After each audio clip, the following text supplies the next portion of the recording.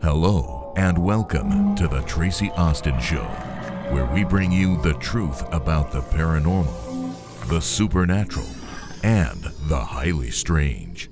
Without further delay, your host, Tracie Austin.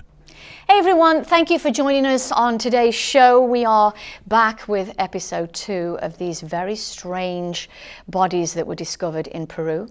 And of course with my guests from the UK, Steve Mera and Barry Fitzgerald. But before we head back over to them, if you've not yet subscribed to our YouTube channel, we would love for you to head on over there, click the subscribe button and follow what we do. We're also on Facebook, Instagram and Twitter. And of course now we are also on Patreon, so you can subscribe to our new shows there and become a patron with the Tracie Austin Show.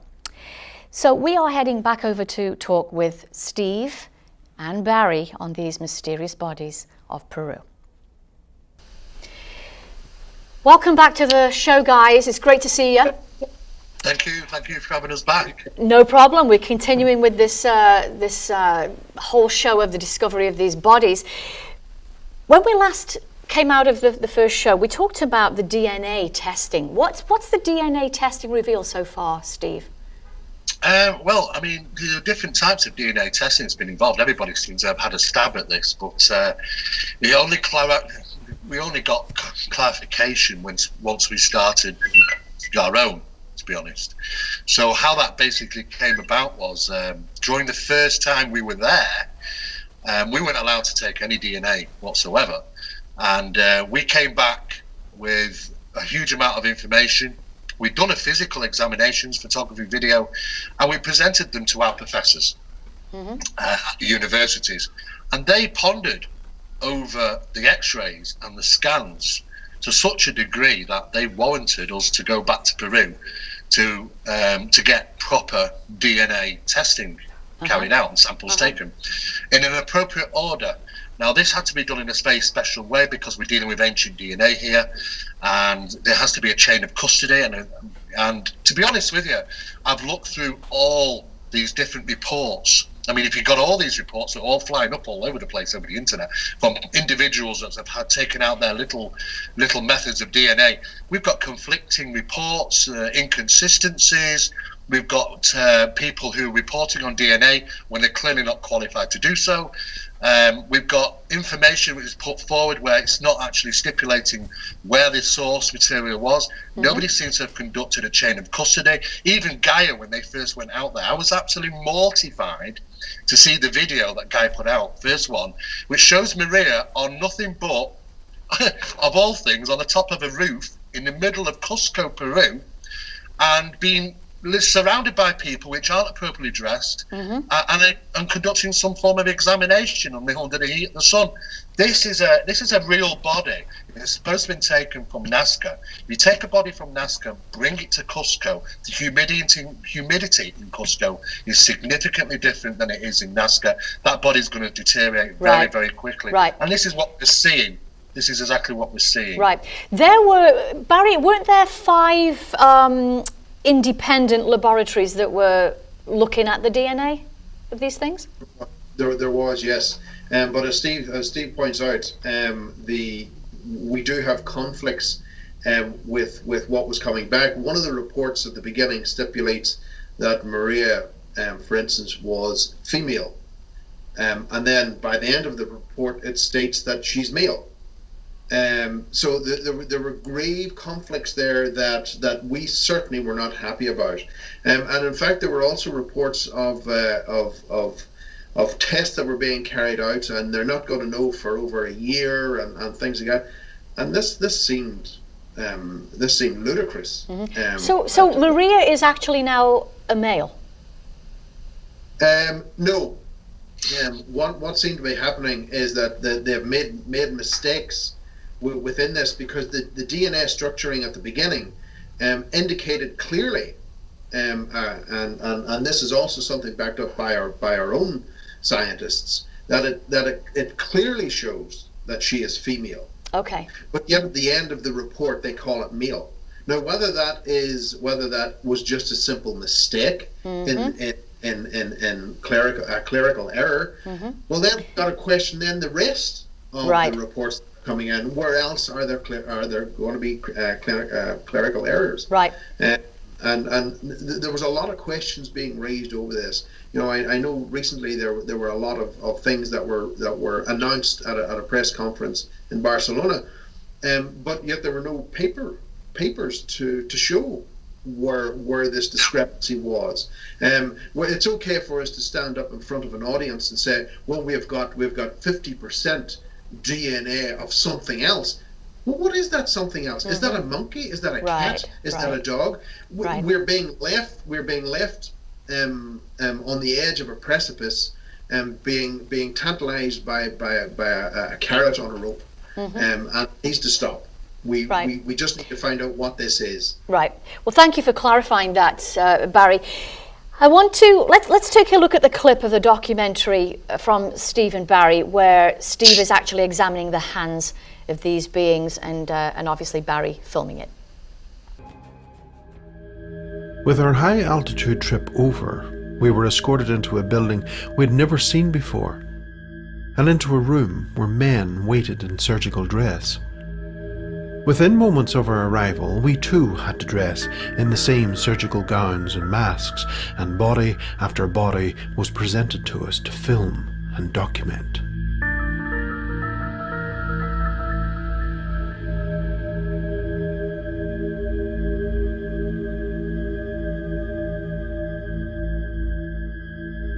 You see the teeth. And what we've got here is the side of the skull showing the teeth, which could be obviously from fish. Doesn't look like human teeth. And you can see the rib cage. It looks like it's manufactured. The arm length down here to its lower than its knees, and of course the feet at the bottom. This is a side profile of that particular X-ray of the body, again confirming that this is in fact been manufactured.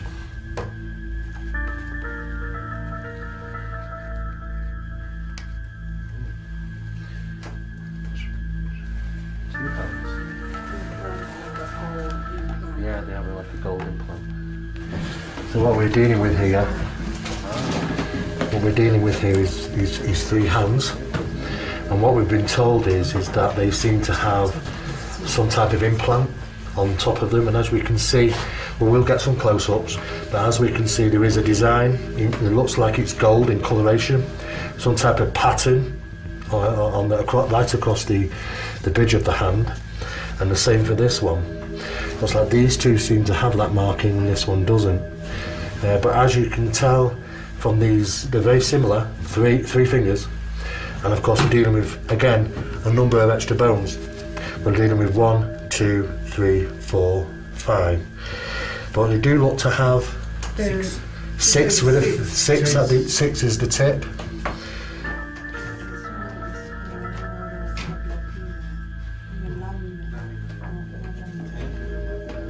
Okay, so what we're actually seeing here is one of the hands.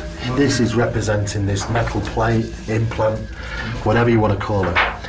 As we mentioned earlier, it's gold in colour.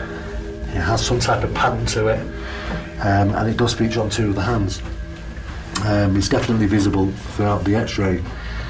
As for what that actually represents, if it's metal, what type of metal, that's currently unknown. Like I say, analysis is currently taking place. Samples have been taken, and you can see the 6 bones in the fingers. And what's very, very interesting is how these are actually put together here, how they're joined, and it looks like there's further bones as well. Now, anatomically, I'm no expert anatomically, but what I can say is that all these particular hands are all going to fall down to the analysis, the independent analysis that's taking place. Maybe secondary analysis might be necessary to confirm if this structure is in fact correct. So at this moment, it's open at the moment. We don't know. But what we do know is that we're waiting on analysis to come back to confirm if there's anything authentic about these particular hands. But what is interesting is these are significantly different than what we've just seen in that smaller body. There seems to be a consistent amount of bone and muscle that seems to be evident in the top part of this hand. as they are in the other two. I wouldn't really want to comment without the analysis confirming that these are actually authentic, but at the end of the day, if anything comes back from these hands that they are or have not been altered, well, it is what it is, as you can see. A hand may be of something which might actually be a new type of species or an old type of species, an unknown species for sure. Okay, Steve, we have to talk about these hands, the fact that they're apparently authentic and they've not been altered in any way. So can you talk us through the hands for a moment? Well, yeah. I mean, the first thing that we realised is when we're looking at the extremities. I mean, Maria is the most significant body at 5'6". We know that she's about 1,800 years old. She's got a slightly elongated head, which could be down to boarding. We're not too sure, but she does have larger eye sockets, a small nose, and no ears. She doesn't seem to have any ears. She has an ear canal, but doesn't show any evidence of ears. Doesn't even show any evidence of ears being cut off, to be honest with you. But then, the problematics of this is diatomaceous earth covering this body.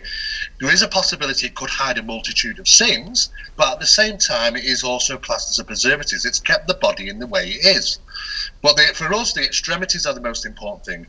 Maria has, with her 3 long toes, there are extra digits in those toes, an extra two or three cartilages in each toe, which gives it its length. But she also has dermal ridging on those toes. Right. And those look real. Right. We've looked at those. They look very real. They're not swirls and patterns like you'd find on a thumbprint or fingerprint of a human. They tend to be very horizontal. Not impossible to get through analysis, to be honest with you, and the research, but it is unusual. The fingers, again, 3 long fingers, no thumb. Again, extra cartilage, extra pieces of bone in the fingers, at least 2 or 3, to give them that length. They have nail, on them. Maria had a little bit of. We analysed the skin around Maria's face. I think it was just under the jaw area, wasn't it, Barry? Where it looked like it looked a little bit scaly, like scales, to be honest with you. And I was like, well, do you know, I just don't know what the hell we're dealing with here. Right. It's all going to fall down to DNA analysis, but we have to only trust ours. We can't trust anybody else's because the problematic is there are too many inconsistencies. There was information being put forward where people maybe not even qualified to say. And of course, we've got to go to our university guys, and we've gone to the experts. We've gone to the world experts, which are running these universities, and they're doing nuclear DNA, the most significant DNA testing that could ever be carried out. It's going to take a little bit longer than the average, but because it's important to get the conclusion information. Right, and we'll talk a little bit more about Maria in a second, but on those hands that you were there looking at, they also look to have implants, some kind of metallic implants. Yeah, Barry, you saw the implants up close. You filmed them, didn't you? Yeah, one of the hands has a circular disc on it.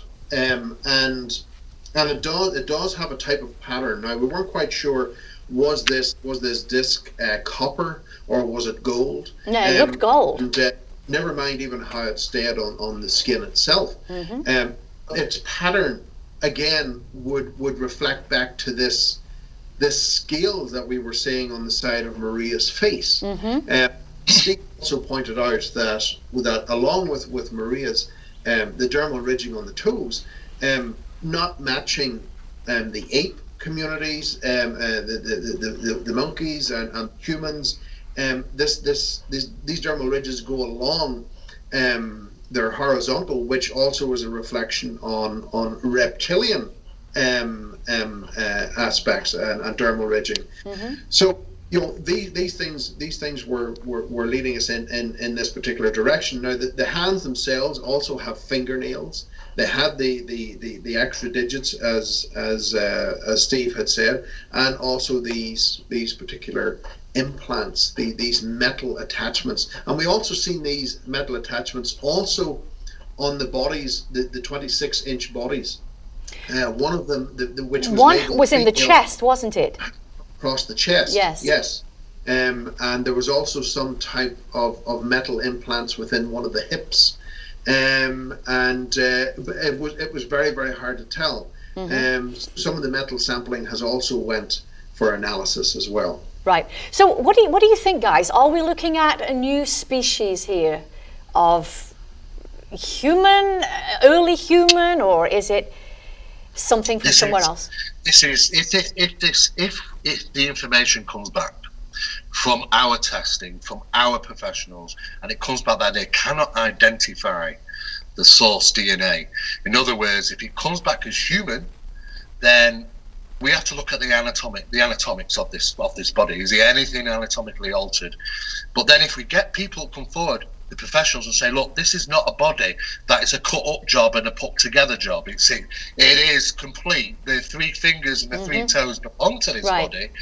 Then we are dealing with, if that is the case, a 3-fingered humanoid of some kind, which shouldn't exist, understandably. Right. You know, I mean, and normally through no matter what type of disease you're actually looking at, because we've painstakingly been researching this medically, is that it doesn't matter what type of disease, what type of illness, you will never grow extra bones in the finger.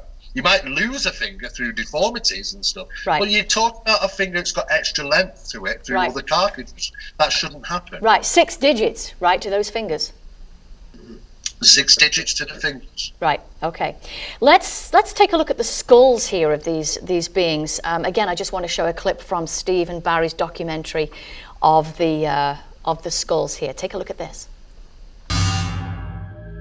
We're looking at 2 skulls here, and as you can see, the biggest difference here is the elongation, because we've all seen skulls probably from monkeys before, and as you can see, the long elongation, which is something unusual, though they do have the size of from the front of monkey, but they're very large eye sockets. It does have this long elongation. Apart from that, it does seem to have some cranial ridges. We have a centre cranial ridge, and we have 2 cranial arches coming round on either side, and that's exactly the same for this one, which is almost identical, to be honest with you. There's not much difference between them. We are told that there's something that's inside of this, maybe a little part of the vertebrae, maybe a little bit of bone, but also on this particular one, what we can see is the first part of the vertebrae. As we can see here, we'll take some close-up shots of these. Yeah, and they're probably similar in weight. Okay, what's interesting about these particular x-rays of the 2 skulls that we've just been looking at is that the first thing that is interesting, but I want you to know the elongation of these skulls, because this is one of the biggest mysteries about these skulls, is it's purely its shape and the cranial ridging. You can see from the cranial ridging, and you can also see what looks to be some type of membrane on both skulls as it's shaped at the back. And also you can clearly see the jawbone in there, but again, like I mentioned, no teeth. Looks to be large eyes, and we're not too sure what these are, what this represents in the scans, in these x-rays. It has been suggested that there may be some type of metal plates in there. It's a little bit unsure, not too sure. And you can see the centre position here to the vertebrae, and of course causing the skull to be able to be regularly balanced properly. Okay, I remember we just saw a clip there, Steve, of you talking and showing the skulls. Originally, you said that you thought that these skulls looked like to be a sloth because of the shape. Initially, yes. I mean, we had to look at all sorts of things. We were initially looking at the fingers as well, because a sloth has, on many sloths have 3 long fingers. Right. Because when you've got 3 long fingers, it's rather that they're swimming in the sea or the tree climbers, one of the 2. And we initially thought, okay, if it's going to be fall under that pattern, would it add up to be a sloth? Through further analysis, we don't believe so. We don't believe that they actually are sloth. They are unusual, those skulls. They do have dermal ridging across the heads. Cranial ridges, should we say, across the heads, which do slightly alter. We were also presented with brain tissue. Really? And three very large hands, which were, I can only say, about maybe 15 inches in length, 15, 16 inches in length. Whatever those come off, if it was off at some type of living creature, then it had exceptionally large hands, and again, just 3 digits. And again, we're just we couldn't call it Tracie. We wouldn't want to call it because we just don't have enough evidence to say, yes, this is a fake. What we are dealing with is, either on these bodies, is that it's one of the greatest hoaxes of the century, put together at a time that should not have been able to put something together like this, using methods and techniques enough to fool professionals in the 21st century, or we're dealing with something which is unknown. Right. And that might suggest the reasons why the Peruvian government and officialdoms have been dealing with this in the manner they have been. And let's hope that it's the latter, that, we're dealing with something unknown here. Absolutely. You guys met with a skeletal specialist, Dr. Edison Vivanco, who couldn't find any modifications on the bodies or any external intervention. You also met with a doctor of forensic medicine, Dr. Jose Benitez. What was Dr. Benitez's findings on this? Oh, you said that because I can't even say his name half the time. Okay. Wow, I got that right. Dr. Benitez. Yes, Dr. Benitez, he also agreed with Dr. Edison Vivanco that he couldn't see any modifications to the skeleton itself. Now, this guy is educated within the Mexican Navy and everything else, and he's a forensic specialist, and yet he wasn't seeing anything. He also noted several differences within Maria. For instance, the arm bones were a little wider, they were slightly longer, and there was differences in her spine as well. So he is of the opinion that this is real. Okay. Has there any other doctors come forward to give analysis of their own? Anyone different? There's been a few number of professionals, should we say. Some of them are radiologists putting forward their information about DNA, which is an unusual thing to do, because I assume when you go for an X-ray, you tend to give them that information from a doctor. Right. You don't usually get it from somebody who's taking photographs. And of course, you've got a lot of different professionals talking, but I think they're interjecting their own beliefs. There is a lot of belief-driven stuff in Peru as well regarding the gods, and there was references to Nazca, the people that lived in Nazca. We talked with them, and they said, "Oh, our relatives, our old grandfathers talked about these three-fingered beings as if a normal thing," and it was very unusual to hear about them talking about their ancestors that way, that they talked about these three-fingered, they knew about these three-fingered beings. And of course there are certain references, petroglyphs, and not just in Peru, they're all around, they're scattered around the world, aren't right they, Barry? That's right, yeah. Right. And I'm sorry, go ahead, Barry. You tend to find within mythology and folklore, you tend to find little aspects, little traits of these particular beings appearing from time to time. And I know for the 26-inch figures that we were examining, we also find similarities within stone carvings, for instance from Syria, 3,500 BC, which look remarkably similar. But right up even into the modern day, in ufology, we have a very famous case in the UK, in Scotland, in fact. I believe it was in 1996, if I remember correctly. And two guys were abducted. It was investigated by the authorities. Very famous case. And it was some of the creatures were the ones that we were looking at on this table. Really? And you really got to wonder to yourself then, you find yourself standing back. I know I did, because back here in Ireland, I work a lot with the mythology and the folklore, and retelling the old stories and understanding what they were seeing. Suddenly I find myself on the back foot, and I'm looking at these creatures and thinking to myself, are these the buggers that my ancestors have spoken about? Are these the ones that have stolen the children over millennia, and adults alike? And then when you start seeing these connections through our history, you really do begin to scratch your head. Well, Steve mentioned the ancestors of Peru and the petroglyphs and things like that. Peru is actually, I don't know if you guys know this, it's known as the navel of the world, an axis mundi. Yeah. Yeah. Yeah. So it Yeah. has a connection to the heavens and the earth, and it all kind of gels together. It's an amazing place for mysteries, Peru. It is probably one of the most significant places on our planet, which just have so many questions in regarding the culture and just the ancient aspects of mysteries surrounding the whole country. Right. I got to say, Tracy, there was, in that particular aspect, there was something unusual that did happen during the reveal of the bodies, which again was one of those instances that put me in the back foot, because during the filming, during the examination, I wasn't aware what was coming out of the next box, and it was a larger box. So I repositioned the camera to see what was happening, and as I stood behind the camera, they removed the lid. Now suddenly, without any warning whatsoever, suddenly the atmosphere of this room changed on a dime, and it was exceptionally potent. I looked at Steve, and I listened to Steve. Oh my God! Because the energy that was coming off this particular body was unlike anything we had ever, and anything I have ever experienced beforehand. I've seen many bodies in my time, but this was completely different.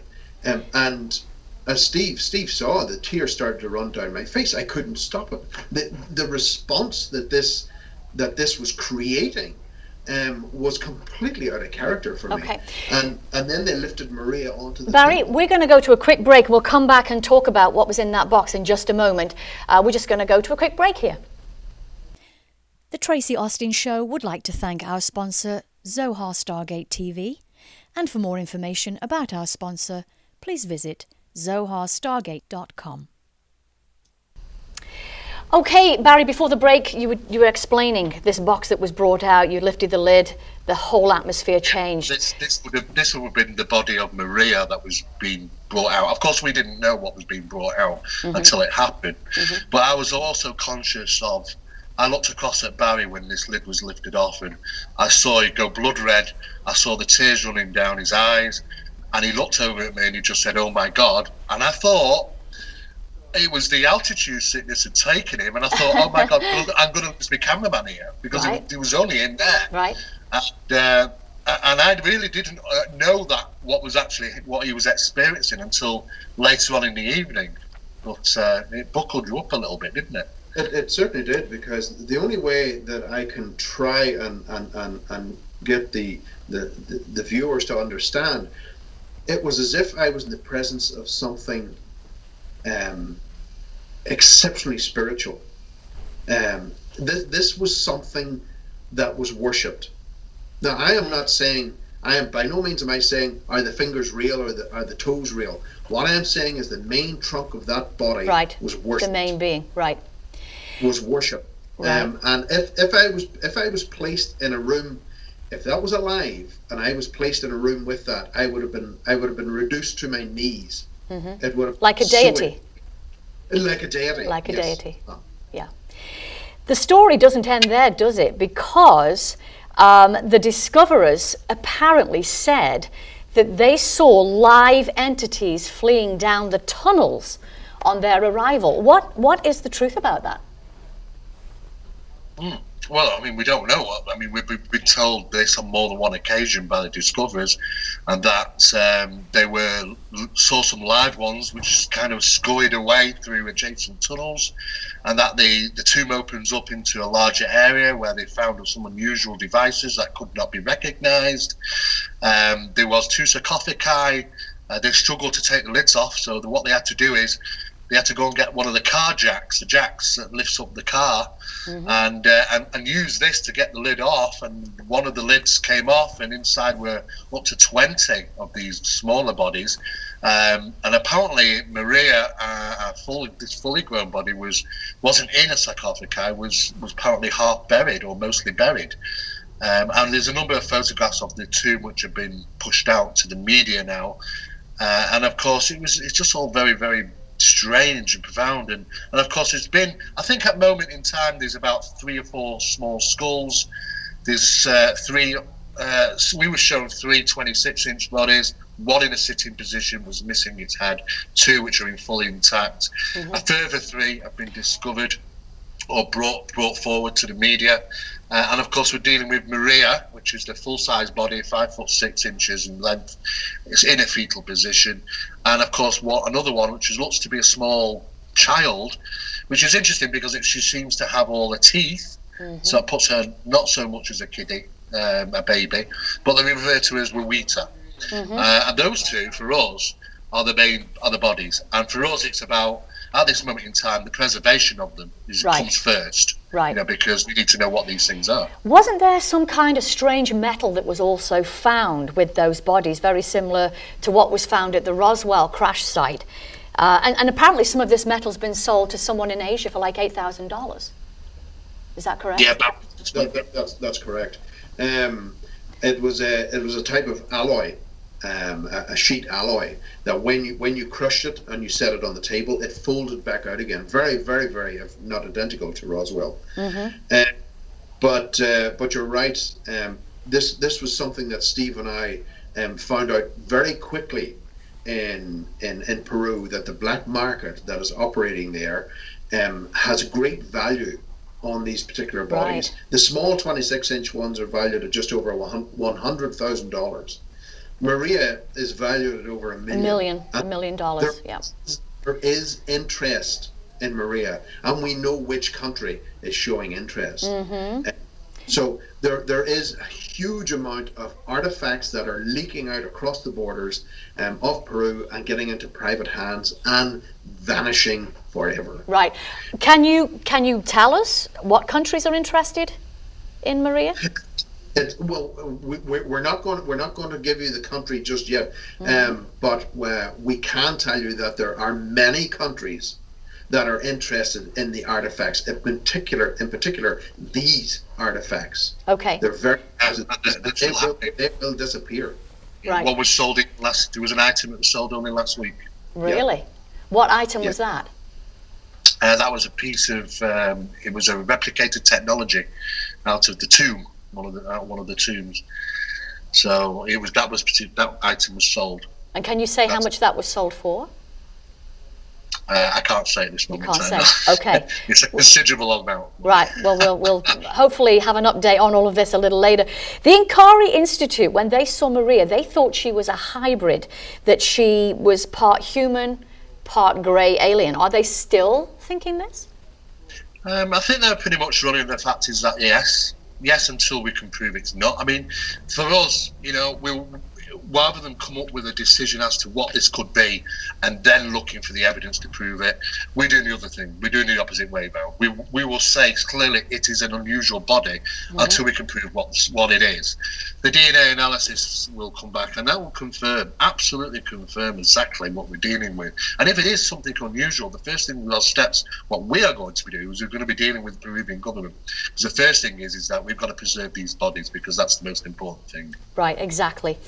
I just want to show a clip to our audience of Mera that we've been talking about. She's phenomenal. So take a look at what we're talking about with Mera. Suddenly everything changed as we were introduced to Mera.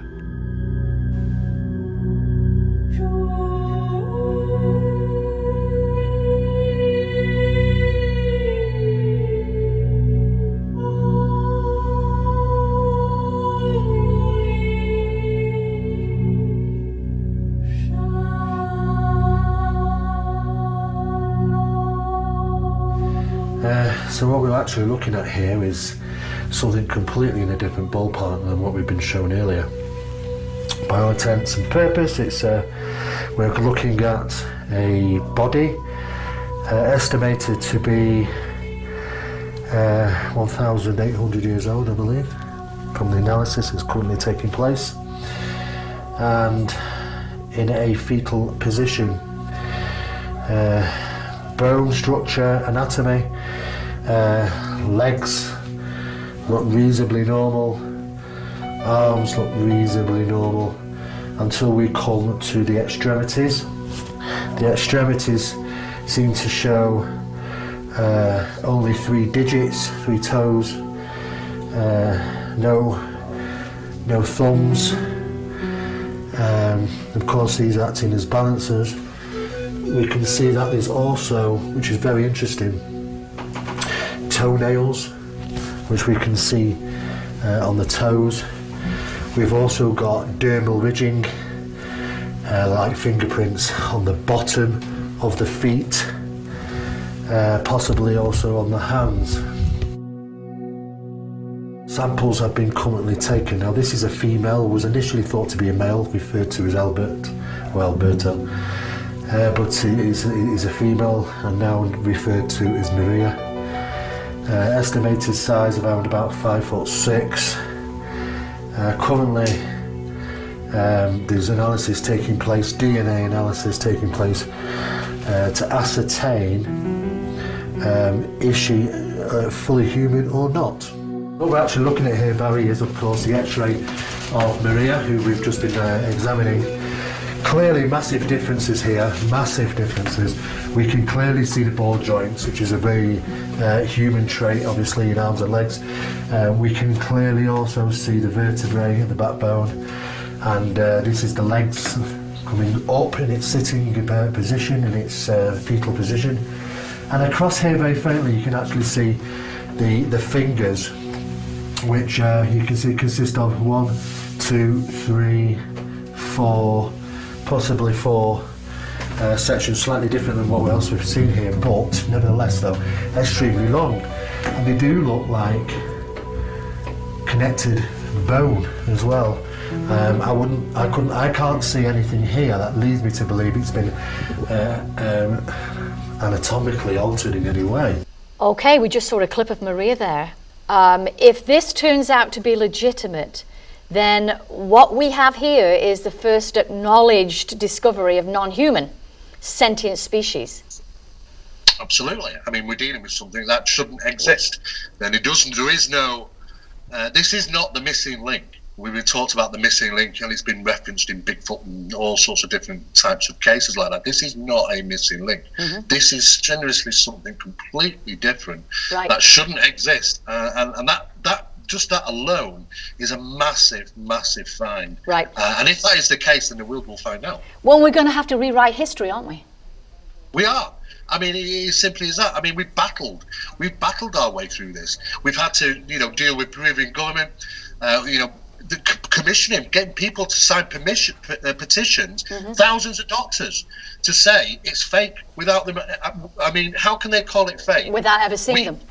Well, we were there, we examined them, right. We photographed them, we scanned them, we looked at them closely, scrutinised them, and we can't call it.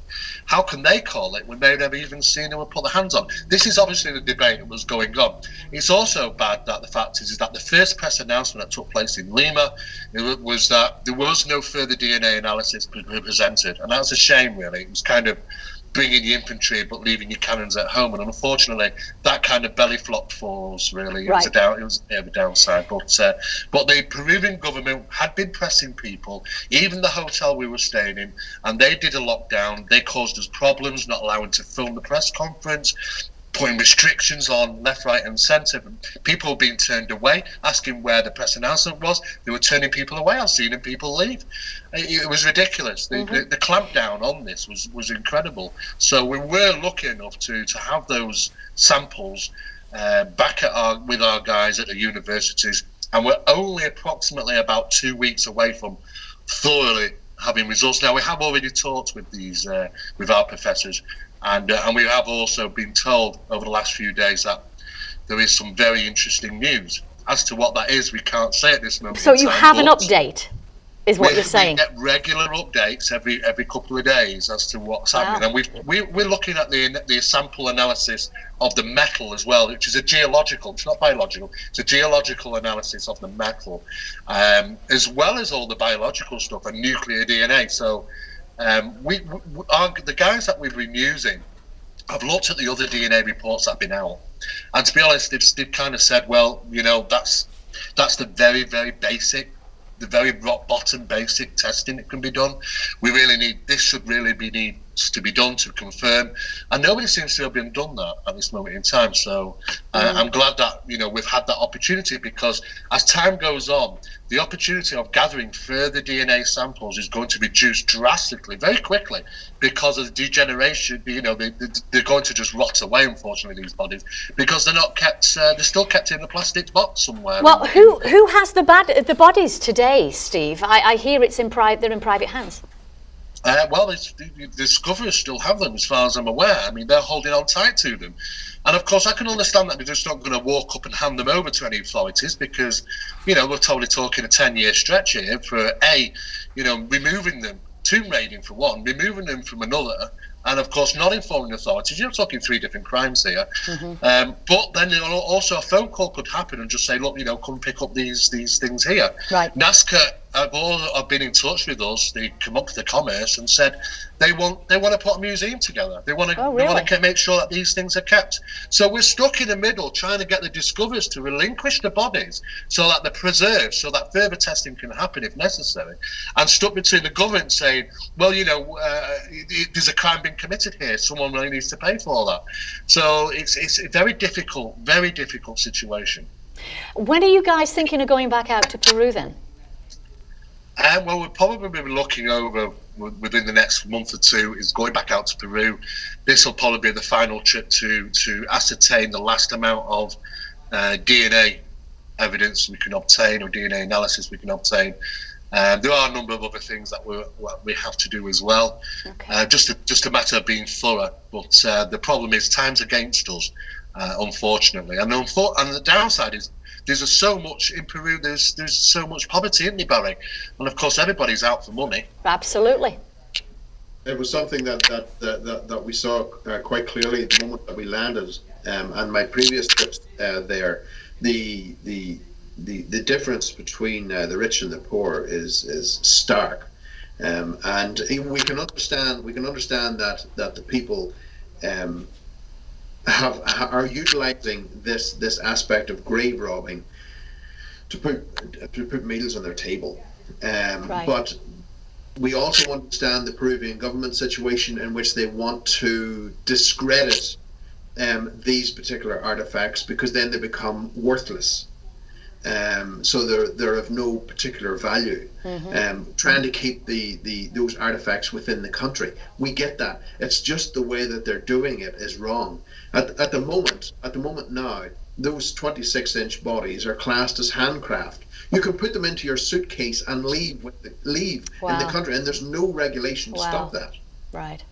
So they really need to look at this and understand what is going on, and come up with a plan that helps everybody. Right. For people who haven't yet seen your documentary, where can they find it? Give us the link. They can find it on UAMN TV, which stands for UFO and Ancient Mysteries Network TV. A bit of a mouthful, but if you just put in, I mean, I know there's a series of documentaries that have been released from Gaia, but there is a number. I think we've released 2. We've released a press announcement in English for those people that couldn't understand what was being said, and we've released our documentary as well. But it's UAMN TV on YouTube channel, and you'll certainly find it on there. This is also, Tracie, that the trailer for episode 2, because we think that it's probably going to get into 3 episodes, this, because it seems to just be unfolding and unfolding.